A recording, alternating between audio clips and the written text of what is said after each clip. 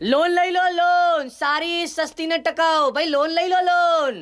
એકવાર મળી જાય ને પછી મજા જ મજા, પણ જ્યાં સુધી ન મળે ત્યાં સુધી આંખે તારલા દેખાય ને ધોળે દિવસે અંધારું થાય ને સાહેબ, એવી તમારી લોન. આજના સમયમાં લગ્ન માટે કન્યા મેળવવી કે પછી લગ્ન કરવા માટે જે દેખાડો કરવાનો હોય તેના માટે લોન મેળવવી, આ બંનેની મુશ્કેલીઓ એક સમાન છે. ભારત દેશના મોટા ભાગના નાગરિકોને એક વાક્ય વારંવાર સાંભળવા તો મળ્યું જ હશે પોતાના જીવનની અંદર. એ છે કે તમને લોન મળવા પાત્ર નથી, તમારો સિબિલ સ્કોર સારો નથી, અથવા તો તમારો સિબિલ સ્કોર ઓછો છે. જ્યારે વ્યક્તિ બેંકમાં લોન લેવા જાય અથવા તો કોઈ વસ્તુ લેવી હોય અને એના ઉપર લોન કરાવવાની હોય, તો લોન કરનાર વ્યક્તિ તમારી સામે એવી રીતે કાતરિયા ખાઈને જોશે જાણે તમે કોઈ ગુનેગાર છો અને તમે તેની પાસે એની પ્રોપર્ટી માંગી રહ્યા છો. અત્યારે હાલ એવો થઈ ગયો છે કે લોકોને સરકાર અને પોલીસથી વધારે ડર સિબિલ સ્કોર નીચે જવાથી લાગે છે. પોતાના જીવનમાં જ્યારે એક વ્યક્તિ પહેલી વખત લોન લેવા જાય છે ત્યારે પણ તેને આ જ શબ્દો સાંભળવા પડે છે કે તમારો સિબિલ સ્કોર ઓછો છે. જ્યારે એણે તો લોન લીધી જ નથી, એને તો ક્યારેય હપ્તા ચૂકવવામાં વિલંબ કર્યો જ નથી, કારણ કે લોન ચાલુ જ નથી થઈ. તો પછી એનો સિબિલ સ્કોર કઈ રીતે ઓછો થઈ શકે સાહેબ?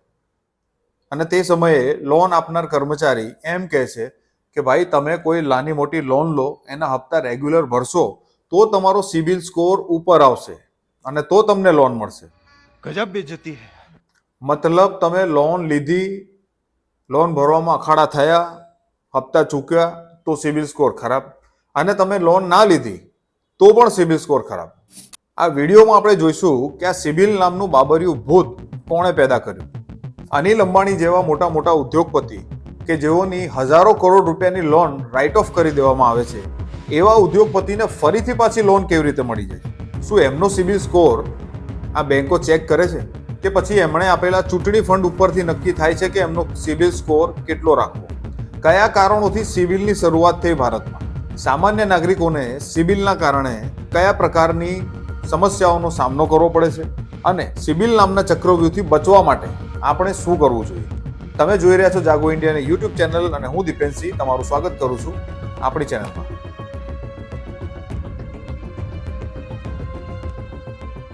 તો પહેલા આપણે શરૂઆત કરીએ કે એક વ્યક્તિ જ્યારે બેંકમાં લોન લેવા જાય છે ત્યારે કેવો સીન ઊભો થાય છે, અથવા તો કોઈ સરકારી યોજના કે જેમાં એને લોન મળવા પાત્ર છે, સબસિડી મળવા પાત્ર છે, તેમાં જ્યારે એ લોન લેવા માટે બેંકમાં એપ્લાય કરે છે, એ યોજના પાસ થયા બાદ ત્યારે કેવો ઘાટ થાય છે એ વિશે સમજીએ. સૌથી પહેલા તો જ્યારે ફાઇલ લઈને તમે બેંકમાં જાઓ કે સાહેબ મારે આ યોજનામાંથી આ સબસિડી પાસ થઈ ગઈ છે, મને લોન જોઈએ છે, એટલે પહેલા તો તમારી સામે ગુનેગારની જેમ જોવામાં આવે કે યાર જાણે આપણે એની પ્રોપર્ટી લેવા માટે ત્યાં ઊભા થઈ ગયા હોય કે ભાઈ તમારી પ્રોપર્ટી મને આપી દો. પણ હવે સૌથી પહેલો પ્રશ્ન એ પૂછશે તમને કે અચ્છા તમારે 5 લાખની લોન જોઈએ છે, શાના માટે જોઈએ છે? તમે કહેશો કે યાર મારે વેપાર કરવો છે. અચ્છા વેપાર કરવો છે તો તમારી પાસે સિક્યુરિટીમાં મૂકવા માટે શું છે? કંઈક તો મોર્ગેજ મૂકવું પડશે, તમારે ઘર મૂકવું પડશે, કાં તો જમીનના કાગળિયા આપવા પડશે. કંઈક તમે ગીરવે મૂકશો, સિક્યુરિટીમાં આપશો બેંકને તો એ તમને લોન આપશે. હવે સપોઝ કરો તમે લોન લેવા માટે તમે ઘર તમારું ગીરવે મૂકી દીધું કે ભાઈ મારા બાપાનું ઘર છે, લો આ જમામાં લઈ લો અને મને 5 લાખ રૂપિયા આપો. તો હવે પછી બીજો સ્ટેપ આવીને ઊભો રહે કે સારું ચાલો અમે તમારું બેકગ્રાઉન્ડ જોઈશું, અને એ બેકગ્રાઉન્ડ તમારું જોવા માટે એ સિબિલમાં વેબસાઇટ પર જાય છે અને તમારો સિબિલ સ્કોર ચેક કરે છે. હવે સિબિલ સ્કોર તમારો આવ્યો ઓછો. અહીંયા તમને એક વાક્ય કહેવામાં આવશે કે તમને લોન મળવા પાત્ર નથી, તમારો સિબિલ સ્કોર ઓછો છે. હવે અહીંયા તો આપણે એમ કહી ના શકીએ કે યાર અમારી ગેરંટીમાં મોદી સાહેબને લઈ લો, મોદી સાહેબે તો કીધું હતું કે હું તમારી ગેરંટી બનીશ. તો અહીંયા એ કશું ચાલતું નથી. એટલે હવે તમારે એક નવા ઓપ્શનની શોધ કરવી પડે છે, કોઈ એજન્ટને શોધવો પડે છે કે જેનું સેટિંગ હોય. હવે એ એજન્ટ પટાવાળો પણ હોઈ શકે અથવા તો કોઈ લોનની કામકાજ કરવાવાળો વ્યવસ્થિત એજન્ટ પણ હોઈ શકે. હવે એ એજન્ટ એમ કહેશે કે યાર તમારે લોન જોઈતી હોય તો 15-20% તમારે આપવા પડશે કમિશનના. એટલે તમે એને કમિશન ચૂકવો છો અને ત્યારબાદ બધાના જે વહેંચણી થવાની હોય એ વહેંચણી થયા બાદ તમારી પાસે લોન આવે છે ને તમારે કમિશનનો ચાર્જ કપાઈને જ આવે છે લગભગ તો, યા તો પછી તમારી પાસેથી કમિશનનો પહેલેથી ચેક લઈ લેવામાં આવે છે. આ જનરલી એક સામાન્ય સીન છે. હવે લોન મળી ગયા પછી શું? ન કરે નારાયણ કોઈ બીમારીના કારણે, કોઈ દુઃખદ ઘટનાના કારણે તમે હપ્તા ચૂકી ગયા અથવા તો તમારા ધંધામાં લોસ ગઈ અને તમે 4-5 હપ્તા નથી ભરી શક્યા, તો તમારા ઘરને સીલ મારી દેવામાં આવશે. યા તો તમારી ગાડીની લોન હોય તો તમારી ગાડીને રસ્તા વચ્ચે ઊભી રાખીને છીનવી લેવામાં આવશે, જે તદ્દન ગેરકાયદેસર છે. પોલીસ ઉપરથી એની ફરિયાદ પણ નહીં લે, અને ઘરને જ્યારે સીલ વાગી ગયું તો એ ઘર ખાલી કરાવવા માટે પણ પોલીસવાળા જ આવશે અને કોર્ટનો ઓર્ડર પણ લઈને આવશે અને તમને ઉચકીને બહાર મૂકી દેશે. એ વાત અલગ છે કે જો તમારા નામની પાછળ સરનેમમાં અંબાણી, અદાણી, મોદી જેવા નામ હોય તો તેનાથી ઘણો ફરક પડી શકે છે, તો તમને ઘરની બહાર નીકાળવામાં આવે. કારણ કે હમણાં જ તમે જોયું હશે, અનિલ અંબાણીની 96,000 કરોડની લોન રાઇટ ઓફ કરી દેવામાં આવી, ત્યારબાદ પણ એને લોન આપવામાં આવી અને એ લોનમાં ડિફોલ્ટ થયા બાદ એના ઘર પર ઈડીના છાપા પડ્યા, સીબીઆઈના છાપા પાડવામાં આવ્યા, પણ એનું 17 માળનું જે મકાન છે એ મકાન હજુ પણ આરામથી આલીશાન મકાનમાં એ પોતે આરામથી રહે છે. તો એ બધું ત્યારે જ શક્ય થાય જ્યારે તમે તમારી અટક બદલીને આ મેં 2-4 અટકો કીધી એ અટક તમે રાખી લો. याद रखेंगे, याद रखेंगे. તો હવે વાત કરીએ સિબિલ સ્કોર છે શું. આ બાબરિયા ભૂતની પેદાઈશ કેમની થઈ એ નથી ખબર પડતી. તો વિદેશોમાં આ લોનનું ચકેડું તો હમણાં સમજો આપણે ત્યાં ચાલુ થયું આઝાદી પછી, પણ એના 100 વર્ષ પહેલાથી વિદેશમાં તો લોનોનું જમેલો ચાલુ જ હતો બેંકોના. તો બેંકોએ એક સિસ્ટમ બનાવી આ કોમ્પ્યુટર ને ઇન્ટરનેટનો જમાનો આવ્યા પછી. એક કંપનીનું નામ હતું ટ્રાન્સયુનિયન ઇન્ટરનેશનલ ઇન્ક. આ કંપની આંતરરાષ્ટ્રીય કંપની છે જે ક્રેડિટને લગતા આર્થિક ડેટાનું કલેક્શન કરતી હોય છે અને બેંકોને પ્રોવાઈડ કરે છે. પહેલા આ મોટી મોટી કંપનીઓને મોટી લોનો માટે થતું હતું, પણ હવે સામાન્ય માણસોને પણ આ સાણસામાં જકડી લેવામાં આવ્યા છે. ભારતની અંદર આ સિબિલની શરૂઆત 2000ની સાલમાં થઈ, એટલે કે નહેરુજીના સમયમાં થઈ, નહેરુ કાળમાં થઈ હતી. વિકાસ યુગ કાળમાં, મોદી કાળમાં આનો જન્મ નહોતો થયો, એટલે તમે એ બાબતે સાંત્વના લઈ શકો છો, ખાસ કરીને અંધભક્તો. હવે આ સિબિલની સ્થાપના એટલે કરવામાં આવી કે જેથી જે પણ લોન લેવા આવે એનો આપણે આર્થિક ડેટા અથવા આર્થિક બેકગ્રાઉન્ડ ઇતિહાસ ચેક કરી શકીએ કે આ વ્યક્તિનો વ્યવહાર કેવો છે. આ મુખ્ય કારણ હતું. અને ભારતની અંદર આ ટ્રાન્સયુનિયન જે કંપની હતી એણે અને એસબીઆઈ, આઈસીઆઈસીઆઈ, એચડીએફસી આવી બધી બેંકોએ ભેગા થઈને આ સિબિલ વાળું એક પોર્ટલ બનાવ્યું જેનું નામ છે credit information bureau India limited. આ એકચ્યુઅલી કોઈ સરકારી સંસ્થા નથી સાહેબ, આ પ્રાઇવેટ કંપનીઓની માયાજાળ છે બધી. આ બધી મોટી મોટી કોર્પોરેટ્સની માયાજાળ છે. આ ચક્રવ્યૂહ એના બનાવેલા છે, આ કોઈ સરકારે ગોઠવેલા કામ નથી. આ જે ચક્રવ્યૂહ આપેલું આખું સેટઅપ ચાલે છે ને ઇન્ડિયામાં, કે કયા ખૂણેથી દરેક નાગરિકને ચૂસી લેવો, આ એ સેટઅપનો જ ભાગ છે. હવે સિબિલ એકચ્યુઅલ લાવવા પાછળ મુખ્ય 4 કારણો હતા. સૌથી પહેલું કારણ જે હતું એ હતું નાણાકીય જોખમનું સંચાલન કરવા માટે. એટલે કે પહેલા શું થતું હતું કે પહેલાના જમાનામાં તમારે લોન લેવી હોય તો તમે મેનેજર પાસે જતા હતા. મેનેજરને તમે કાગળિયા આપો કે યાર મારે આ ઘર બાંધવું છે, મારે લોન જોઈએ છે. એટલે મેનેજર શું કરે કે વાંધો નહીં, હું તપાસ કરી જઈશ. એટલે મેનેજર તમારા ઘરે આવે અથવા આસિસ્ટન્ટ મેનેજર તમારા ઘરે આવે, આજુબાજુવાળાને પૂછે, તમારો બેકગ્રાઉન્ડ ચેક કરી લે કે ભાઈ આ ભાઈનો વ્યવહાર કેવો છે. વ્યવહારથી વધારે દાનત જોવામાં આવતી હતી કે આની દાનત કેવી છે, અને એના આધારે નિર્ણય લઈને બેંકના મેનેજરો તમને લોન આપી દેતા હતા. પહેલા વેલ્યુઅર ને એવું બધું હતું. હવે શું થઈ ગયું છે કે હવે આ ડેટા બધો સેન્ટ્રલાઇઝ કરી દેવામાં આવ્યો. આ 2000 પછીના, જે નહેરુ કાળ પછીની વાત છે. હવે આ સેન્ટ્રલાઇઝ ડેટાથી શું થાય કે અત્યારે બધું એક સાથે જોઈ લે કે આણે કેટલા હપ્તા ભર્યા છે, કેટલા નથી ભર્યા, પહેલા લોન લીધી છે કે નથી લીધી, આની આવક કેટલી છે, આની જાવક કેટલી છે, આના ખર્ચા કેટલા છે. આ બધા જ તમારા વ્યક્તિગત ડેટા ઇન્ટરનેટ પર ચેક કરી શકાય છે. કારણ કે શું થાય કે કદાચ બને કે આ લોન કદાચ તમે ના ચૂકવી તો બેંક ઉપર લોડ પડી જાય. તમને ખબર ના હોય તો જણાવી દઉં કે વિકાસ યુગમાં છેલ્લા 10 વર્ષમાં 16.5 લાખ કરોડની લોનો માફ કરવી પડી હતી, એટલે કે ભૂલી જવામાં આવી. આપણે કહીએ ને કે પૈસા ભૂલવામાં છે ભાઈ, તો આ પૈસા ભૂલી જવામાં આવ્યા, જેમાંથી મોટા ભાગના પૈસા એ જે રાઇટ ઓફ કરવામાં જેનો ફાળો છે એ કોર્પોરેટ્સના હતા, નહીં કે સામાન્ય નાગરિકના. પણ પ્રેશર સામાન્ય નાગરિક પર આપવામાં આવે છે, કોર્પોરેટ્સ પર આપવામાં આવતું નથી.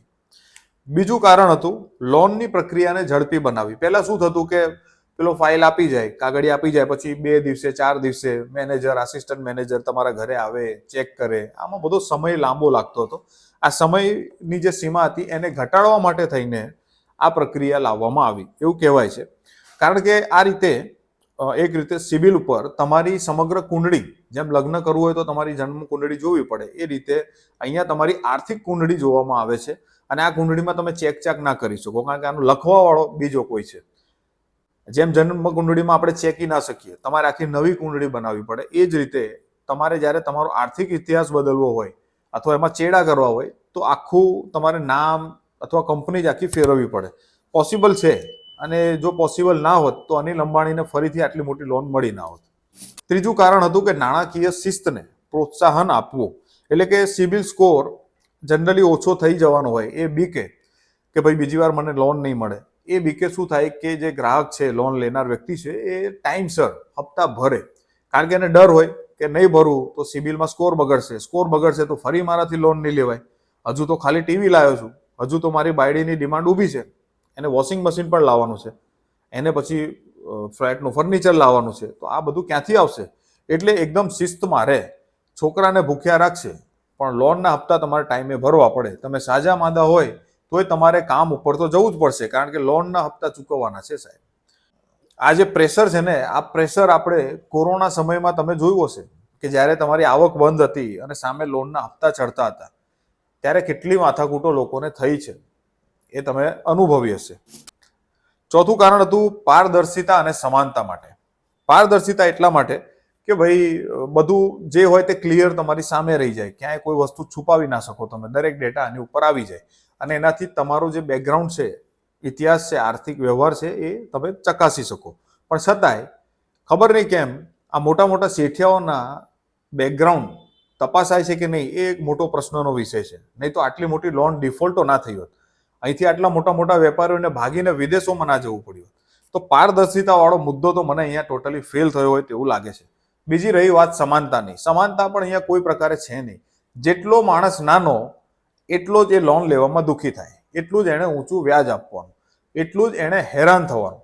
જેટલો માણસ મોટો, આ મોટા મોટા શેઠિયાઓને ત્યાં મેનેજર પોતે કાગળિયા લઈને સાઇન કરાવવા જાય કે સાહેબ કોઈ લોન તો લો અમારી પાસેથી, કારણ કે આ લોકોનું આખી સિસ્ટમ અલગ છે, બનાવેલી છે, એની અંદર આપણે ફસાઈ ચૂક્યા છે અત્યારે. એની આપણે ચર્ચા કરશું આગળ. હવે સિવિલને લઈને જે સૌથી મોટી ફરિયાદો આવે છે વારંવાર ગ્રાહકોની, એ ફરિયાદો વિશે વાત કરીએ. એ શું હોય છે? સૌથી પહેલી તો ખોટી માહિતી. પહેલો પ્રોબ્લેમ આ જ છે કે લોન બંધ થયા પછી પણ ઘણી વખત લોન તમારી ચાલુ જ બોલતી હોય. આ એક સૌથી મોટો પ્રોબ્લેમ છે કે આ લોકો શું કરે કે તમારી લોન પતી ગઈ ને પછી તમારે એનઓસી જાતે લેવા જવાનું, અને એ એનઓસી પછી તમે એને બંધ કરાવો તો સિબિલ પર બંધ થાય, અને એ બંધ થાય તો થાય, એ સિબિલની મરજી પર નક્કી કરે છે, કદાચ ના પણ થાય. બીજો પ્રોબ્લેમ આવે છે કે રિપોર્ટમાં ભૂલ હોય. ઘણીવાર સિબિલના રિપોર્ટ કાઢે એમાં પણ ભૂલો આવતી હોય છે કે તમારા 10 હપ્તા કમ્પ્લીટ ભરાયા હોય તો 8 બતાવે ને 2 નથી બતાવતા, એવો પણ પ્રોબ્લેમ આવે છે. ત્યારબાદ ઘણી વખત તમને ડિફોલ્ટ પણ બતાવી દેવાયા હોય. એકચ્યુઅલી તમે લોન ડિફોલ્ટ કરી નથી પણ ડિફોલ્ટ બનાવી દે. એનું કારણ શું હોય કે તમારી લોનમાં હપ્તો ચૂકી ગયા હોય, તમે લોન ભરે, હપ્તો ભરી દીધો પછી પણ લેટ ભર્યો, તો એ લેટ ફી માટે પણ કે જે તમે ડિલે કર્યું છે તેના માટે પણ તમને ડિફોલ્ટમાં ગણવામાં આવે, એના માટે પણ તમને ગુનેગાર ગણવામાં આવે. જેમ હેલ્મેટના નહીં પહેરવા પર કેવો ક્રિમિનલની જેમ તમારી ઉપર તૂટી પડે છે પોલીસવાળા, 5-10 જણા એકદમ આવીને ઘેરી લે તમને, બસ એવો જ સીન અહીંયા થાય તમારો કે તમે એકવાર લેટ ભર્યો હપ્તો તો પણ તમે ડિફોલ્ટર ગણાઈ ગયા, તમે ગુનેગાર છો, તમે આર્થિક ગુનેગાર છો ભાઈ. મતલબ તમારી દાનત નથી પૈસા ભરવાની, એ અહીંયા નક્કી થાય છે. બીજો સૌથી મોટો પ્રોબ્લેમ કે આ જે ભૂલો થઈ, અગાઉ આપણે વાત કરી, ખોટી માહિતી લખાઈ ગઈ કે ભૂલો થઈ ગઈ, એના લીધે નવી લોનો મેળવવામાં તકલીફ થાય. હવે જ્યાં સુધી તમે ગાડી લેવા ગયા, હવે તમને ગાડી 10 દિવસ પછી જોઈએ જ છે, પણ જ્યાં સુધી આ પ્રોબ્લેમ નહીં સોલ્વ થાય, તમારું ડિફોલ્ટિંગ વાળું કે સિબિલમાં કોઈ લોચો છે એનો એનઓસી નહીં આવે, ત્યાં સુધી તમને લોન નહીં મળે. ઘણી વખત એવું થતું હોય છે કે કોઈના સારા ખરાબ પ્રસંગો અટકી જતા હોય છે, કોઈના દવાખાના લીધે પણ કામ અટકી જતા હોય છે, આ સિબિલ સ્કોરના કારણે, આવી ભૂલોના કારણે. શું થયું મારી લોનનું? અરે લોન થઈ જશે પ્રણવભાઈ, ચિંતા ના કરો. અરે શું થઈ જશે યાર? મારા હાથમાંથી મારું ઘર જતું રહે ને યાર. હું તમને 2 દિવસનો ટાઈમ આપું છું, નહીં તો શું ભાઈ, નહીં થાય તમારી લોન 2 દિવસમાં, બીજી કોઈ બેંકમાંથી કરાવી લો યાર. ત્રીજી સૌથી મોટી ફરિયાદ છે કે સિબિલમાં ફરિયાદ નિવારણની જે પ્રક્રિયા છે એ બહુ સ્લો છે. ભારતનો જે વિકાસના જે વાયદા થયા છે ને, અથવા તો ભારતના વિકાસની જે પ્રગતિ છે 2014 પછી, બસ એની જેમ સ્લો પ્રગતિ છે આપણી. આની અંદર કામ પણ સ્લો થાય છે. તમે આજે એપ્લિકેશન આપી હોય તો ક્યારે એ વસ્તુ સોલ્વ થશે એ ભગવાન જાણે. હવે તમારે ફોન કરીને એની પાછળ લાગીને રહેવાનું, ત્યારે તમને ખબર પડે કે ભાઈ મારું આ કેસ ક્યારે પતશે, અને એની કોઈ સમય મર્યાદા નક્કી નથી, જેના કારણે છેલ્લે પછી તમારી લોન લેટ થઈ જાય અને તમારું પછી કામ જ ના થાય, એવું પણ બની શકતું હોય. ઘણી વખત આ પ્રોબ્લેમ આવતા હોય છે. ચોથો પ્રોબ્લેમ છે પારદર્શિતાનો અભાવ. હવે સૌથી મોટી પ્રોબ્લેમ એ છે કે સિબિલ સ્કોર કયા માપદંડના આધારે નક્કી થાય છે એનું કોઈ ગણિત જ નથી. કસ્ટમરને કોઈ એવું ગણિત જ નથી આપવામાં આવ્યું કે તમે આટલા હપ્તા આ રીતે ભરો તો એના આટલા પોઈન્ટ મળે, આટલી લોન આટલા સમયમાં પૂરી કરો તો આ પોઈન્ટ મળે. તો આ પોઈન્ટ્સ ગણવાનું જે અલ્ગોરિધમ છે, આ અલ્ગોરિધમ કોઈને કહેવામાં આવ્યું નથી. એના કારણે એક સૌથી મોટી પ્રોબ્લેમ છે. તો આને પારદર્શિતા તો બિલકુલ ના કહી શકાય. જેમ તમે પરીક્ષામાં જાઓ તો તમને ખબર હોય કે 10 પ્રશ્ન 2 માર્કના છે તો અમને 20 માર્ક મળે 10 પ્રશ્નનો જવાબ સાચા આપવા પર. પણ અહીંયા એવું કોઈ પોઈન્ટ કેવી રીતે ગણાશે એનું માપદંડ નક્કી નથી થયું. તો આ પણ એક સૌથી મોટો ફરિયાદનો ઇસ્યુ છે. ત્યારબાદ 5મો પ્રોબ્લેમ છે, ઓછા સ્કોર વાળા પાસેથી વધારે વ્યાજ વસૂલાય છે. કારણ કે તમે જોજો ઘણી વખત આ સિબિલનો સૌથી મોટો પ્રોબ્લેમ જ આ છે કે જાણી જોઈને એવું લાગી રહ્યું હોય છે ઘણીવાર કે આ લોકો જાણી જોઈને સિબિલમાં તમારી જે પ્રોબ્લેમ છે ને એને સોલ્વ નથી કરતા. એનું કારણ છે કે અત્યારનો માનવી ખબર છે કે લોનના ચક્કરમાં ફસાઈ ગયો છે, લોન લેવા આવશે જ એટલે તમને એમ કે હવે તમારે ગાડી લેવી જ છે, તમે આખા ગામમાં ઢંઢેરો પીટી દીધો છે કે ભાઈ હું તો ભાઈ લઈને આવું છું હમણાં મારુતિ એર્ટિગા એકદમ ચકાચક નવી પેટી પેક દિવાળીએ છોડાવવાની છે, હવે તમે વાયદાનું બજાર ગરમ કરી દીધું છે, હવે તમારે ગાડી તો લાવવી જ પડશે. એટલે ઘણીવાર એવું થાય કે ટાઈમ લિમિટ સાચવવા માટે, ડેટ સાચવવા માટે થઈને તમારે વધારે વ્યાજ આપવું પડે. કારણ કે લોન વાળા એમ કહી દીધું કે સાહેબ તમારો યાર સિબિલ સ્કોર ઓછો પડે છે અને તો હમણાં જ લોન કરી દે. એટલે હવે લોન બેસતી હતી 12 લાખની, પણ હવે સિબિલ સ્કોર ઓછો છે એટલે શું થશે સાહેબ 10 લાખની જ લોન બેસે છે. એક આ સૌથી મોટો પ્રોબ્લેમ. બીજો પ્રોબ્લેમ એ ઊભો કરે કે 12 લાખની લોન તો બેસાડી દઉં પણ આ બેંકમાં નહીં પડે, આ બેંકમાં થઈ જશે તમારી લોન. પણ એ છે ને યાર 15%ની જગ્યાએ 18% માંગે છે. હવે તમારે જે ફાંકા ફોજદારી કરી દીધી છે એટલે હવે ગાડી તો લઈ જ જવાની છે. એટલે પછી તમે ના છૂટકે તમને આ ટ્રેપમાં ફસાઈને તમારી પાસેથી વધારે વ્યાજ દર પણ લેવામાં આવે અથવા તમને લોન પણ ઓછી આપવામાં આવે અને બંને વસ્તુ પણ તમારી સાથે થઈ શકે છે કે લોન ઓછી અને વ્યાજ દર પણ વધારે. તો આવા કિસ્સા અવારનવાર થતા હોય છે જેની હંમેશા કમ્પ્લેન આવતી જ હોય છે. 6થો પ્રોબ્લેમ એ છે કે અમાનવીય અભિગમ. મતલબ સૌથી દુઃખદ વાત જો હોય આ સિબિલ સ્કોરની અથવા તો અમાનવીય પાસું જેનું કહેવાય કે કોઈ કારણસર તમે ચૂકી ગયા હપ્તા, તો અહીંયા સિબિલ સ્કોરમાં બતાવે છે કે તમે આ હપ્તા અહીંયા 2 ચૂકી ગયા હતા, પણ એ શા કારણથી ચૂકી ગયા એની કોઈ ચર્ચા નથી હોતી. તમે અગર કોઈ ખરાબ દુઃખદ ઘટનાના કારણે કોઈ સાજુ હોય, માદું હોય, બીમાર હોય, કોઈની ડેથ થઈ ગઈ, એના કારણે જો તમે હપ્તા ચૂકી ગયા છતાં પણ તમને એ જ રીતે ટેકલ કરવામાં આવે છે કે જાણે તમે હપ્તો જાણી જોઈને નથી ભર્યો, તમે જાણી જોઈને આ ભૂલ કરી રહ્યા છો અથવા તમારી દાનત નથી હપ્તો ભરવાની, એવી રીતે તમને ટ્રીટ કરવામાં આવે છે. તમને સીધા જ ગુનેગાર સાબિત કરી દેવામાં આવે છે. આ સૌથી મોટો પ્રોબ્લેમ છે સિબિલના આ ડેટાને લઈને. જ્યારે આ જ બેંકો જે લોનો આપે છે એ મોટા શેઠિયાઓને વારંવાર ડિફોલ્ટ થવા છતાંય પ્રેમથી લોન આપી દે છે. ત્યારે એમને કોઈ જાતના આવા સવાલ નથી કરવામાં આવતા અથવા પૂછવામાં નથી આવતું. અનિલ અંબાણીના કેસમાં પણ આપણે વિડીયો બનાવ્યો હતો, જોયું હતું, એ સમાચારમાં આવ્યું હતું. 96,000 કરોડની લોનો માફ કરવા બાદ પણ છતાંય એને 3,000 કરોડની યસ બેંક લોન આપે છે અને એના વિરુદ્ધમાં પછી ફરિયાદ થાય છે અને ફ્રોડ જાહેર કરે છે એસબીઆઈ પણ લોન આપે છે. તો શું એ વખતે તેમણે સિબિલ ચેક નહીં કર્યું હોય અનિલ અંબાણીનું? એને ખબર નહીં હોય કે આ જે કંપનીને હું લોન આપું છું તેનો માલિક તો અનિલ અંબાણી છે, એના ડાયરેક્ટરમાં અનિલ અંબાણીનું નામ છે. તો કોણ એવો મહામાનવ છે જે એમને આદેશ આપી દે છે કે યાર આને લોન આપી દો? તમને ખબર હોય તો કોમેન્ટ કરીને જરૂર અમને જણાવજો કે આવા કોણ મહામાનવ નેતાઓ હોય છે કે જેના કહેવાથી આ લોનો પાસ થતી હોય છે. બાકી તો બીજા કોઈની તાકાત છે નહીં કે તમને આવી રીતે લોન આપી દે. અને 7મી સૌથી મોટી ફરિયાદ કે જનતાને ગિલ્ટી ફીલ કરાવાય છે. જે મેં તમને કીધું અમાનવીય પાસું છે. તમારી સાથે વર્તન જ એવું થાય કે જાણે તમે લોન લેવા આવ્યા હોય તો તમે એની પ્રોપર્ટી માંગી લીધી હોય એવી રીતે તમારી સાથે વર્તન કરવામાં આવે. તમારી સાથે એહસાન તમે જાણે તમારા ઉપર થતો હોય એવી રીતનું વર્તન આ લોકોનું હોય છે ગ્રાહકો સાથેનું, જેને લોન લેવી હોય છે. હવે સૌથી મોટો પ્રશ્ન કે આટલું અપમાનિત થયા પછી પણ માણસને લોન શા માટે લેવી પડે છે? હોય ને કે યાર સોમાન તો હોય કે નહીં કે સાલું આ લોકો સામે ભીખ માંગવી, આટલા એમની સામે ચપ્પલ ઘસવા, કમિશનો આપવાનું, એટલે સામે ચાલીને ભ્રષ્ટાચાર કરવાનો. લોન પણ આપણે લઈએ છીએ ને ઉપરથી ભ્રષ્ટાચાર પણ કરીએ છીએ. તો આ શું કારણો છે આની પાછળ? સૌથી મોટું કારણ છે મોંઘવારી, બેરોજગારી, ભ્રષ્ટાચાર. આ સૌથી ઇમ્પોર્ટન્ટ કારણ છે કે જેના કારણે માણસોએ આજે લોન લેવી પડે છે. આજે મહિનાના પગારમાં માણસનું ઘર નથી ચાલતું વ્યવસ્થિત, એટલે બિચારાને ખેંચ પડે છે.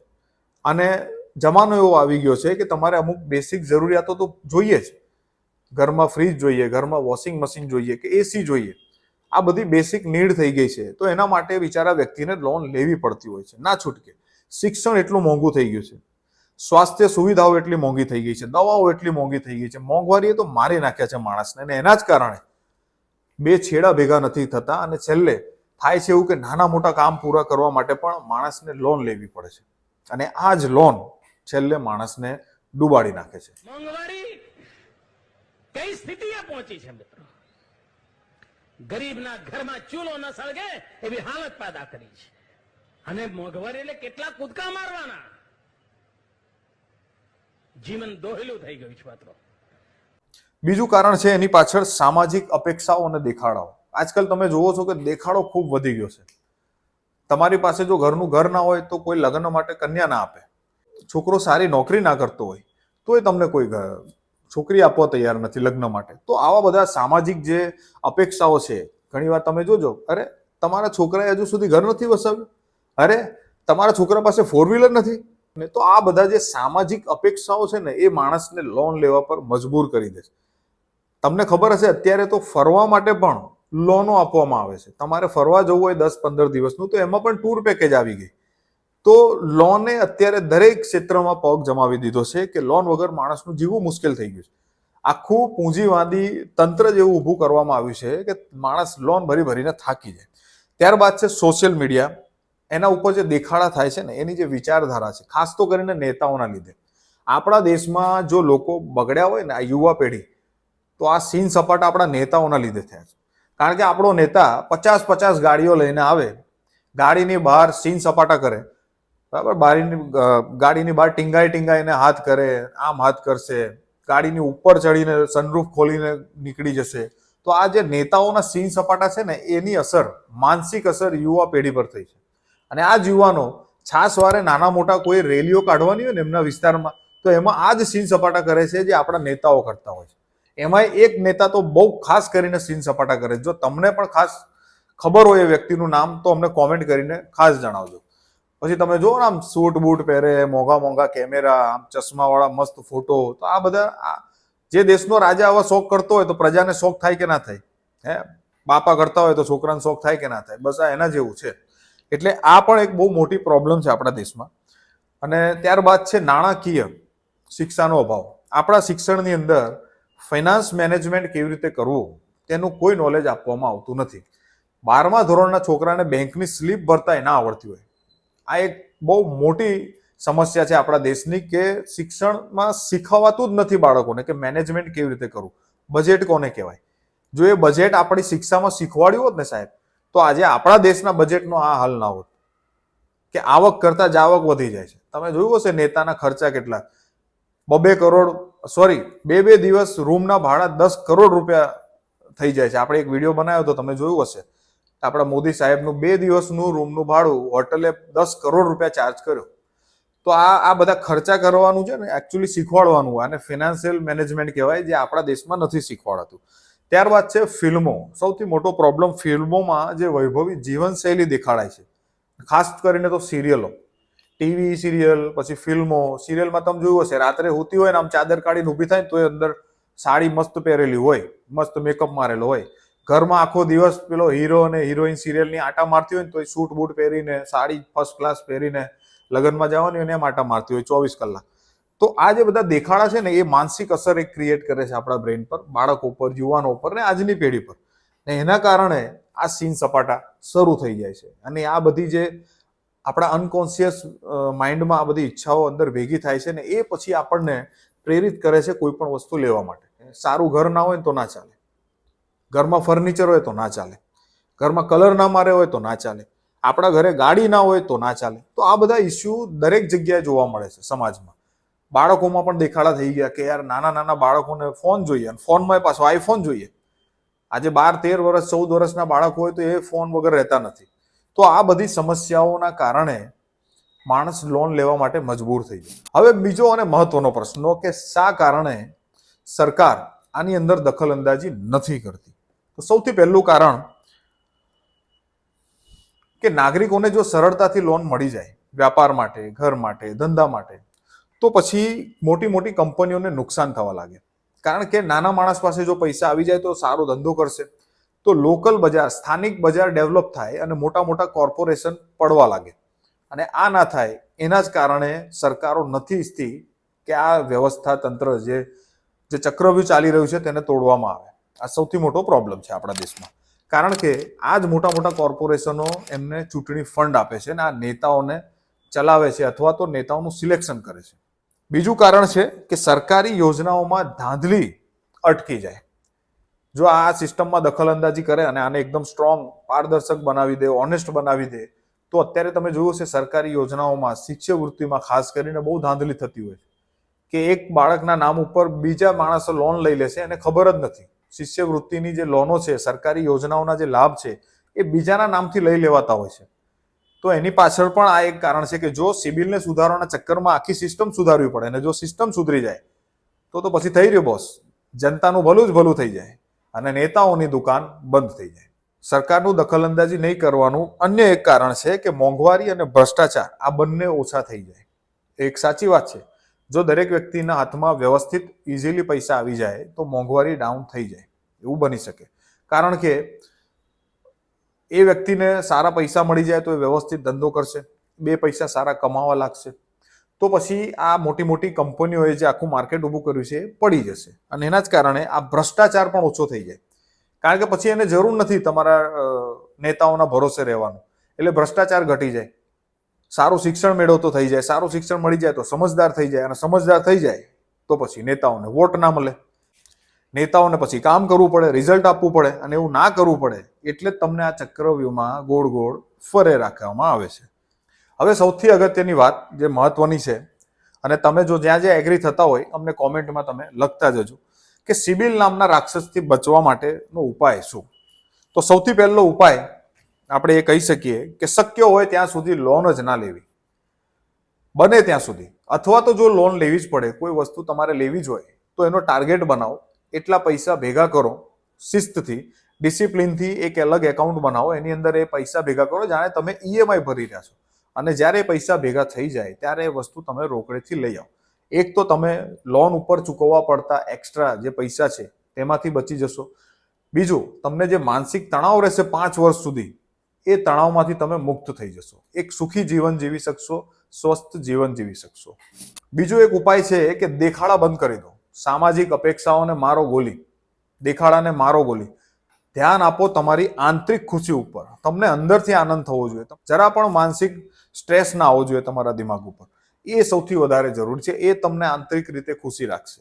તમે કંટાળીને ઘરે ગયા હોય અને જે બાળકો સાથે તમારે ખુશ રહેવાનું હોય એ જ બાળકો સાથે તમે સારો વ્યવહાર નહીં કરી શકો, કારણ કે તમે માનસિક તણાવમાં છો, તમારી ઉપર ટેન્શન છે, કાલે હપ્તાની તારીખ છે યાર.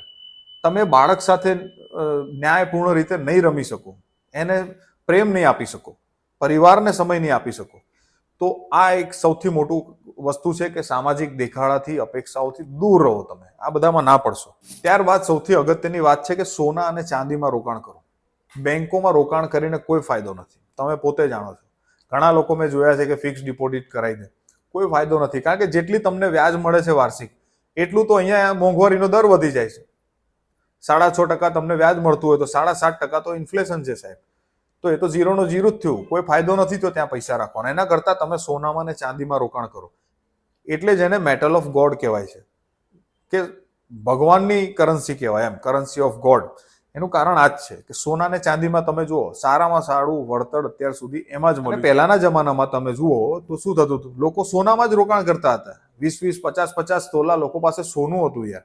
આજની તારીખમાં લોકો પાસે સોનું જ નથી રહ્યું, અને જે રહ્યું છે એ મુથુટ ફાઇનાન્સમાં જઈને જમા પડ્યું છે. તો એનો ફાયદો શું સાહેબ? એનો કોઈ મતલબ જ નથી.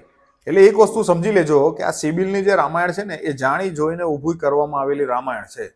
એક રીતે તમને ટ્રેપમાં ફસાવાનું આ કોર્પોરેશન્સનું, મોટા મોટા કોર્પોરેટ સેક્ટરનું આ સુવ્યવસ્થિત ષડયંત્ર કહી શકાય. આનો કોઈ ઉદ્દેશ્ય નથી સાહેબ. કારણ કે જો બેંકમાં આટલો બધો સ્ટાફ છે, તમારે લોન લેવી હોય તો તમારી દાનત તપાસવી હોય તો તમારા ત્યાં પહેલાના જમાનાની જેમ માણસ મોકલીને લોન આપી જ શકાતી, અથવા તો તમારો ઇતિહાસ ચેક કરી શકાતો હતો. પણ બેંકો હવે આળસુ થઈ ગઈ છે. બેંકોને કામ નથી કરવું, માણસો રાખવા નથી, એટલે બસ એક પોર્ટલ ખોલો, બધું ચેક કરી લો, વાત ખતમ. તો આ છે સિબિલની માયાજાળ, સિબિલનો રાક્ષસ, સિબિલનું ભૂત, જે કોતે જેનાથી દરેક સામાન્ય માનવી ત્રસ્ત છે.